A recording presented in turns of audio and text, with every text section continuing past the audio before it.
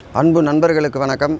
Labour பட இயக்குனர் சத்யபதி இந்திய சினிமாவில் ஒரு மாற்று சினிமாவாக மகாபாரதத்திலிருந்து ஒரு பகுதியை எடுத்து கிருஷ்ணாவதார் அப்படின்ற படத்தை ஆர்த்திக் கஜார் இயக்கியிருக்காரு. இந்த படம் மிகப்பெரிய சனாதன தர்மத்தை பற்றிய படம்னு கூட நம்ம சொல்லலாம். சனாதன தர்மம் இதில் எப்படி இருக்குன்றத அதனுடைய அர்த்தங்களை ஒரு சில இடத்துல இயக்குனர் தெளிவாக செஞ்சிருப்பார். முதல்ல இந்த படம் எந்த மதத்தையும் யார் மனசையும் புண்படுத்தாமல் ராதா, பாமா, ருக்மணி இவர்களுடைய காதலை மட்டும் கிருஷ்ணனுடைய டூயட் மட்டும் வச்சு ரொம்ப அழகாக ஒரு சின்ன விஷயத்தை ப்ளே பண்ணி ரொம்ப நம்ம எதிர்பார்த்த மகாபாரதத்தில் இருக்கிற அந்த பதிவு இதில் இருக்காது. லவ் போர்ஷன் மட்டும் பண்ணியிருக்காங்க.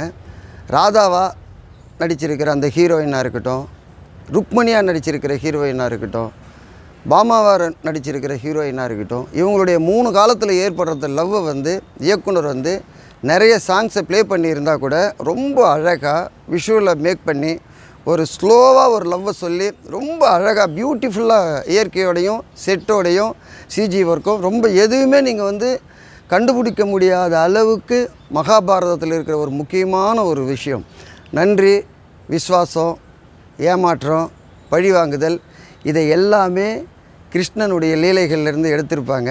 இதில் பல்ராமன்ற ஒரு கேரக்டரை அவங்களுக்கு வைகுந்தம் போகிற மாதிரியான ஃபினிஷிங் கொடுத்துருப்பாங்க. அது ரொம்ப நல்லாவே இருக்கும்.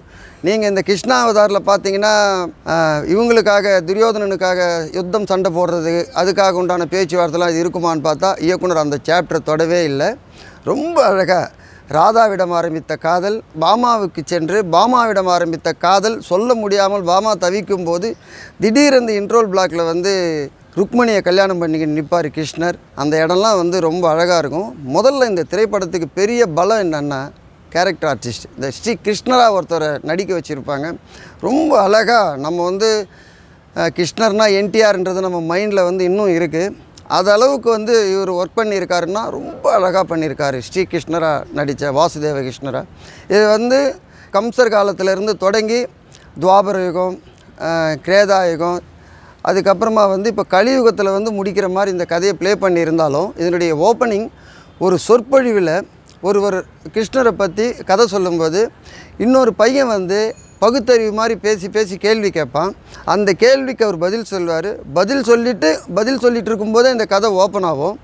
கடைசியில் ஒரு கிளைமேக்ஸ் ரொம்ப அழகாக வச்சுருப்பார். அந்த பையன் கேட்பான், அப்போ இது உலகத்தினோட முடிவு என்னன்னு. எல்லாமே கிருஷ்ணன் தான், இது முடிவல்ல, இன்னும் இருக்குன்னும் போது ஒருத்தர் கதவை தட்டுவார். போய் பார்த்தீங்கன்னா அந்த இடத்துல ட்விஸ்ட் அழகாக இருக்கும். இந்த அளவுக்கு ரம்யமான மகாபாரதத்தில் இருக்கிற காதல் கவிதையை அழகாக சொல்லியிருப்பாங்க. ஒவ்வொரு பெண்ணிடம் இருக்கிற கோபம், ஆளுமை, விட்டு கொடுத்தல், பொறாமை இதை எல்லாமே ஒரு ஃபேமிலியில் இருக்கிறவங்க போய் பார்க்கணும். பார்த்தோம்னா தான் நம்ம இந்த கணவன் மனைவின்ற அந்த உறவு எப்படி இருக்கும். கடவுளுடைய அவதாரத்தில் எந்த தப்புமே நடக்கக்கூடாத அளவுக்கு தான் ஒரு இந்து மதம் இருக்கும். அதுதான் உலக நியதி, அதுதான் ஒரு தேசத்தின் பெருமைன்னு கூட ரொம்ப அழகாக சொல்லியிருப்பாங்க. இந்த படத்தில் ஓவர் கடவுள் பக்தி, ஓவர் பகுத்தறிவு அதெல்லாம் இல்லை. விஞ்ஞானம் சந்தேகப்படும், பகுத்தறிவு நம்பாது, ஆனால் பக்தி அறிவு நம்பிக்கையை ஏற்படுத்தும். அது ஒரு பொதுவான விஷயத்தை கனெக்ட் பண்ணும். இந்த 3த்துக்கு உண்டான காரணங்கள் சொல்கிற விதங்கள் ரொம்ப அழகாக இருக்கும்.